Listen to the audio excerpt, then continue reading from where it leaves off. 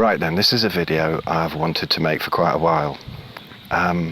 Every time I make a video or I do a blog post, I blog about all kinds of things, from EMFs to emotional balancing to light, artificial light, to awakenings, to all kinds of things, you know, getting in touch with nature. And under every video I make, I get pretty much the same comments, and they're about food. Everybody always goes on about food. It's funny, they'll accept everything else, but it's such a huge religion about food.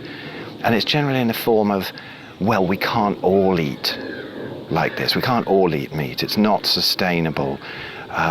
You see, unlike the vegans, we carnivores, we're not really into changing the whole world and making everybody do exactly what we say. This is the point.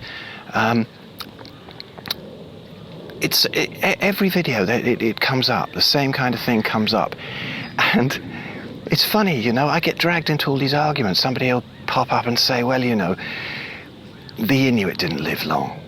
Most of them died before they were even conceived, and the only reason they even lived that long was because they ate 7 berries in the spring and, you know, a handful of kelp and searched through caribou stomach contents for these precious vegetables. Do you know, it's really not a matter of that. It's thinking about it in the wrong way. I don't give a stuff really what the Inuit ate, even though I get dragged into it. And I certainly don't give a flying monkey bollocks what you ate, unless, of course, you came to me for a consult when you're already sick, and then I have some things I could tell you about that, and it's very, very effective. So that's what I say about that. You know, just suspend disbelief for a moment. Suspend disbelief and let's pretend that meat is the reset food. That meat is the human food that will heal the gut the quickest. It doesn't cause any inflammation. You know, everybody says it does, but it doesn't. Just imagine that. Actually, every culture's known that. You want to check the work of Paleomedicina in Hungary, Csaba Tott and Zofia Clements. Have a look at what they're doing there and showing that the gut doesn't heal while there's any vegetable matter left in the diet. You'll see that there really is something to this. So it's there for people who really need it. That's who I want to know about it. I want to dispel the myths about meat so that the very sick people will have access to this beautiful healing modality. Because there are a lot of people, this isn't for militant vegans. I know you're not going to listen to me. You know, you're going to debunk this in seconds with all sorts of, vegan high priests and what they've said and the studies they pointed to. But if you're hovering, if you're a vegan who's feeling ill, if you're just somebody who's on a normal diet, educate yourselves. Have a look at the science that's coming out and how bad the science was.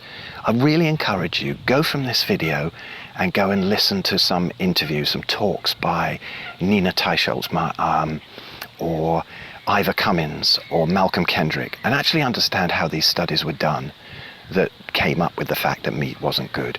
I won't go into it here, I've gone into it on other videos, but if you can assure yourself of that and give yourself a chance, it really is very safe. I mean, recently I issued a challenge of, get the vegans to go out and look for some broken carnivores and low carbers on YouTube, desperately worried about their diet. I can't find any.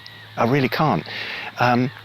But all the vegan bloggers, and vloggers and people that are really advocating veganism, so many are suffering health problems. Just Google it. Have a look at Daphne Reloaded's channel. She's so eloquent about this and what it actually did to her and how she woke up to the absolute ravages of what can happen on a vegan diet.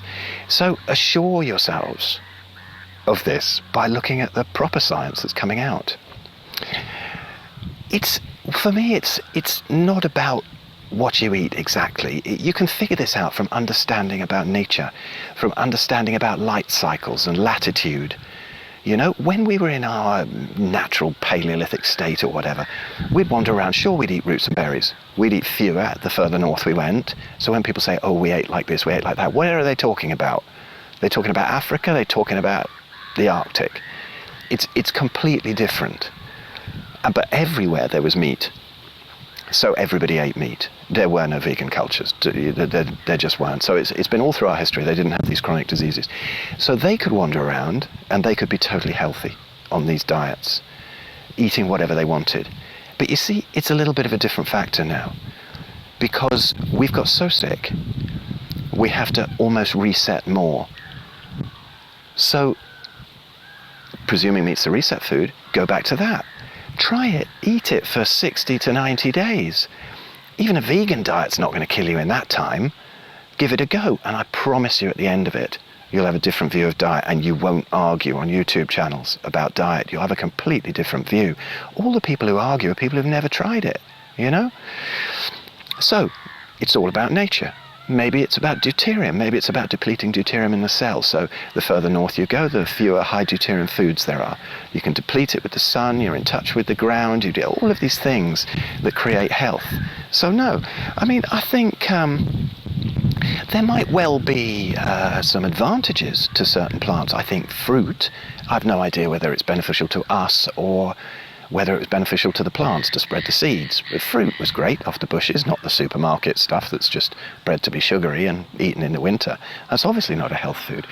But if you eat it at the right time of year and you've got no inflammatory history, you're going to be absolutely fine. And maybe it's good for circadian signaling. Maybe, you know, it tells the body that it's autumn or that it's spring or whatever, and it has certain functions that it might trigger off in the body. Nature always has a plan for something, but I don't think we ate those starchy vegetables where, you know, the fibrous stems of vegetables. I don't know how they become a health food. So eat some fruit in season if there's nothing wrong with you. Absolutely fine. Nobody's saying you have to do this, you have to do that. But if you've got a chronic problem, take it back to the reset food. 60 to 90 days, see what happens. That's about it really, except for I'll leave you with one other thing, one last thing. This is an interesting point. I called my book Arthritis, the Best Thing That Ever Happened to Me. It seems like a weird title, but it was. I was very sick. And I went through some hell, but it took me to all this knowledge. And so it was one of the best things that I can think could happen to anybody, to be brought to this kind of knowledge and know about this and throw out all your old dogmas. So, do I disapprove of really crappy food? No. All the pizza and pasta and Haagen-Dazs that I used to stuff myself with and 4 bowls of crunchy nut cornflakes in a row made me really sick and got me to this point. So I think that often times of sickness and times of hardship are actually growing phases for people. It makes them as a human being. So I don't even judge. When they come to me and they're already sick and they're already open, great, let's begin the healing. But, you know, illness, is it really bad? So is any food really bad? No, it's not. Eat whatever you like and don't think I'm telling you otherwise. Just making a suggestion. Thanks for listening.